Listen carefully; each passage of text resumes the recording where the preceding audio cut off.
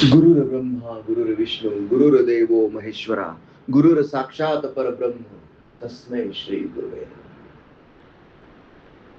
आपण ही जी साधना करतो, this is very sacred and potent science. It is science because it is proven, it is repeatable, it is done for you system. ही system आहे.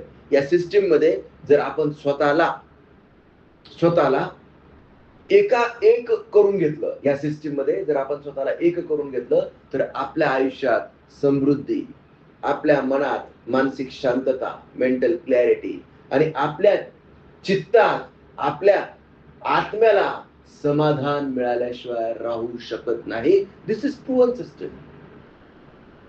आणि हे मी नाही शोधलेलं, हे ज्ञान सनातन आहे. सनातन म्हणजे याचा आदी नाही, याचा अंत नाही.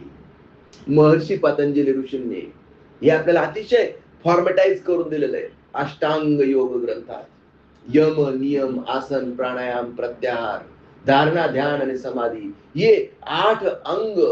आणि या 8 अंगांपर्यंत, अंगांवरून चालणं, यालाच म्हणायचा चैतन्याचा मार्ग. सकाळी साधना करा, दिवसभर सेवा करा, रात्री झोपायच्या आधी सत्संग करा. म्हणायला गेलं तर एकदम सोपं आहे, पण तुला मी सांगतो, खूपच थोडे लोक या मार्गावर चालू शकतात. मी म्हणेन लाखातून एखादा. का? आडवं काय येतं? सगळ्यात पहिले आडवं येतं शरीर. शरीर आडवं काय येतं? शरीर म्हणतं जाऊ दे रे, याच्याने कुठे होतं का, याचं फासफूस केल्याने असं काय होतं, मला तर नाही पटत बाबा. शरीर म्हणतं सकाळी कशाला लवकर उठायचं, कशाला 7:30ला इथे यायचं, आणि मग मला ते ताट बसवलं जात नाही, मग माझे गुडघे दुखवतात, मग माझं कंबर दुखतं, आणि याला काय, केलं ना 2 दिवस, केलं ना 10 दिवस, त्याच्याने तर मला काहीच झालं नाही, थोडस बरं वाटलं. एक ना अनेक कारण देतं. काय? शरीर. नंतर पुढची अडचण आहे मन. मनात पण तेच, मनात सारखे संकल्प विकल्प. अरे, दिस इज द मॅनिफेस्टेशन.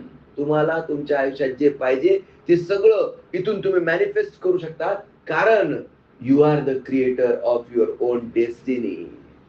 पण तरी पण मन काय म्हणतं, असं कुठं असतं का, केल्याशिवाय कसं भेटेल, आणि इथं असं बसून अशी साधना केल्याने असं भेटेल, असं मला तर नाही पटत बाबा, असं मन विकल्प सोडतं. आणि या विकल्पावर विजय मिळवून जे दररोज इथे येतात तेच कन्सिस्टंट राहू शकतात. बाकीचे कन्सिस्टंट राहतच नाहीत. ताणून जेवढा निश्चयाचे बळ, तुका म्हणे त्याची फळं. मी मोटिवेट करतो, 4-5 दिवस येतात, 7-8 दिवस येतात, 10-12 दिवस येतात, महिनाभर येतात, पण कंटिन्युअस एकही दिवस ड्रॉप न घेता 3 महिने इथं कोण आलेलं आहे? म्हणजे माझ्या रेकॉर्डला तरी अजून एकही नाही, एकही दिवस ड्रॉप न देता माझ्याशिवाय अजून मला कोणी सापडलेला नाही. आणि त्याच्यानंतर मग मी क्रम लावेल, मग सगळ्यात जास्त कोण येतो? व्यंकटेश येतो सगळ्यात जास्त. आता जेवढी भक्ती तेवढीच प्राप्ती. मी जे सांगतोय, मी जे जीव तोडून सांगतोय, ऍक्च्युअली हे मी सांगतच नाही, हे ऑलरेडी आपल्या साधू संतांनी सांगून ठेवलेलं आहे. मी फक्त त्याला रिपीट करतोय. शब्द माझे असतील, आवाज माझा असेल, पण हे ज्ञान माझ्या सद्गुरु परंपरेचं आहे. आणि या चैतन्याच्या मार्गावर चालण्यासाठी प्रवृत्त मी सर्वांना करतो. का? कारण माझ्या सद्गुरूंचं टार्गेट आहे विश्वशांती, अर्थ पीस थ्रू सेल्फ पीस. तर स्वतः त्या शांतीचा, त्या समाधानाचा अनुभव घेतल्याशिवाय तुम्ही इतरांना कसं काय सांगू शकणार? आणि म्हणून जे जे आपणाशी ठावे ते ते सर्वांना सांगावे, ज्ञानी करुणे सोडावे सकळ जन. आणि रोज आपण आत्मपरीक्षण केलं पाहिजे, की आज जे मला नवीन कळलं ते मी कोणाला तरी सांगितलं का? भले त्याची ऐकायची इच्छा असेल, नाही तर नसेल, पण मी सांगून मोकळा होतो. इथं कोणी असेल तर व्हेरी गुड, नसेल तर या भिंतींशी बोलतो, या भिंतींना मी सांगून मोकळा होतो. आणि हे ज्ञान सांगून मोकळं होणं म्हणजे काय? ज्याच्याकडून आपल्याला मिळालेलं आहे त्याच्या कर्जातून आपण मुक्त होतो. जर आपण हे ज्ञान कोणाला सांगितलं नाही तर ज्याच्या माध्यमातून, ज्याच्या मुखातून आपल्या कानावर हे शब्द पडलेले आहेत, त्याचं आपल्यावर कर्ज तयार होत राहतं. आणि मला असं वाटतं की माझ्या कर्जात कुणीच राहू नये. आणि म्हणून म्हणून मी तुम्हाला काय सांगतो, माणसांना सांगा, माणसं नसतील भेटले तुम्हाला तर जनावरांना सांगा, जनावर पण भेटलेले तर बितड्यांना सांगा, पण माझं कर्ज तुमच्या डोक्यावर घेऊ नका. आज ऐकलं ना, लगेच ते कोणाला तरी सांगून टाकायचं. मी तुम्हाला सांगतो, कारण हे दिल्याने वाढतं. आणि मला बेंबीच्या देठापासून असं वाटतं, तुम्हाला कर्जमुक्त करणं हा माझा उद्देश नाहीये. माझा उद्देश आहे तुमचं वाढलं पाहिजे. तुम्ही ज्यावेळेस कोणाला तरी देतात त्यावेळेस तुमचं वाढतं.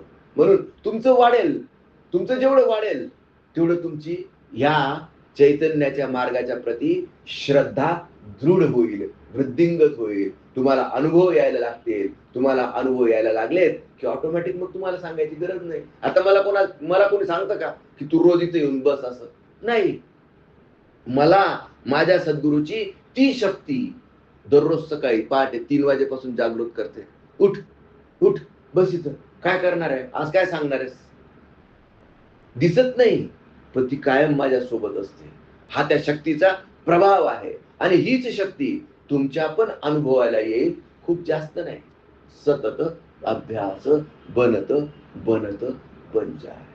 जसं शरीराचा अडथळा निर्माण होतो, जसा मनाचा अडथळा निर्माण होतो, तसा तुमच्या बुद्धीचा पण अडथळा निर्माण होतो. बुद्धिभेद होते, बुद्धिभेद होते. बुद्धी संभ्रम निर्माण करते. हे असं असेल का, हे असं होतं का, आणि मग त्याचं तर नाही झालं, मग याचं तर नाही झालं. मतांचा गलबला आणि कोणी मानेना कोणाला. म्हणून मी तुम्हाला सांगतो, संकल्प करा स्वतःचा स्वतःशी. कारण वेगळं काय करायचंय, इथे यायलाच पाहिजे का, अजिबात नाही. तुम्ही इथे नाही आलात तरी चालेल, जिथं आहात तिथं करा. बरं, करणं अवघड आहे का, नाही हो, काही अवघड नाही. ही भस्त्रिका प्राणायाम काय अवघड आहे याच्यात आपण काय करतो, चिती शक्तीचं रूपांतर प्राणशक्तीत करतो. मग अवघड आहे का काही. लहान पोरापासून तर म्हाताऱ्या माणसापर्यंत कोणी पण करू शकेल. पण तुम्ही एकदा प्रयोग करून बघा, कोणाला तरी शिकून बघा, काहीच विचित्र करतील ते. अवघड काहीच नाहीये, पण काही पण करतात ते, एकदम सोपं आहे. पण एवढं कोऑर्डिनेशन सुद्धा त्यांना जमत नाही का, कारण अजून तेवढा सत्संग नाही, अजून तेवढी सद्गुरूची कृपा नाही. मग दुसरा प्राणायाम काय आहे, कपालभाती. कपालभाती करणं काय अवघड आहे का, फक्त हे बघा,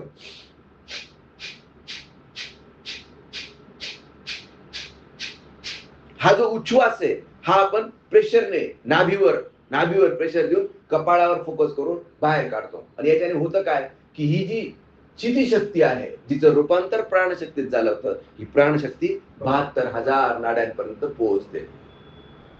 आणि अनुभव घ्या ना तुम्ही, तुमच्या शरीरात काय हलकं हलकं वाटतंय की नाही. जर तुम्हाला कुठे दुखत असेल, जर कुठे विनाकारण आखडल्यासारखं वाटत असेल, तुमच्या एखादे स्नायू स्पाझम मध्ये गेले असतील, तुम्ही प्राणायाम करा, रिलीज होऊन जात.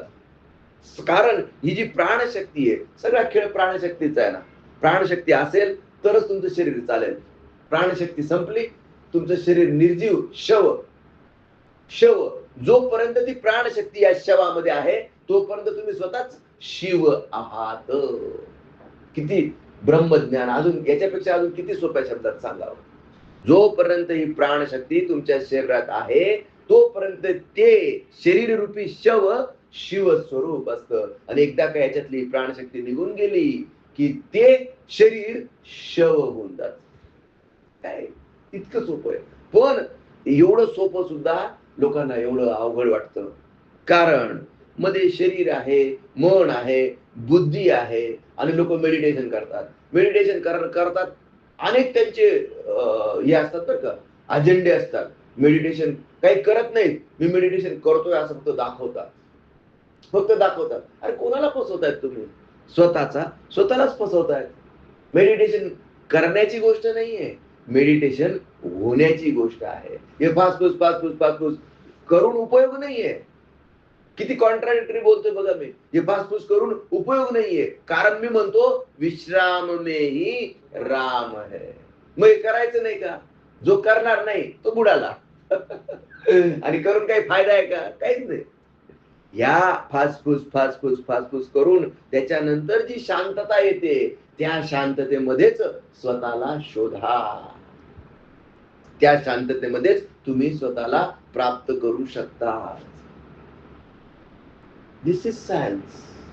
आणि शरीर, मन, बुद्धी, मग तुमचा आत्मा, या आत्म्याचं परमात्म्याशी मिलन होण्याकरता या तिघांना सोडावं लागतं.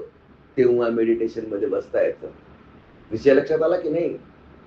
शरीर, मन, बुद्धी या तिघांना वेगळं केल्याशिवाय आत्मा परमात्म्यामध्ये विलीन होऊ शकत नाही. This is the meditation.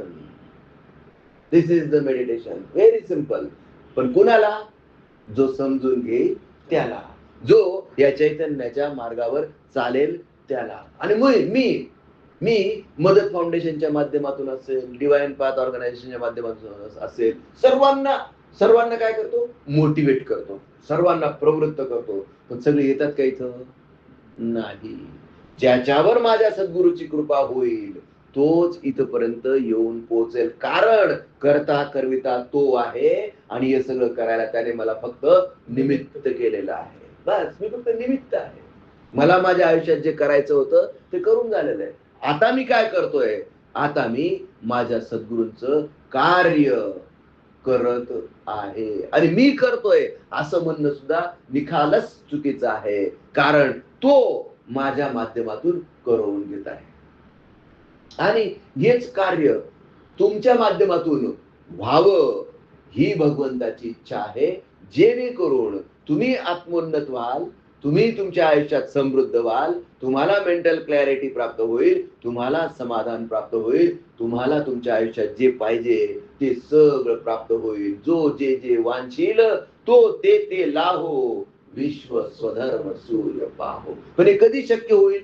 जेव्हा हे मिळालेलं ज्ञान तुम्ही कोणाला तरी देणार तेव्हा.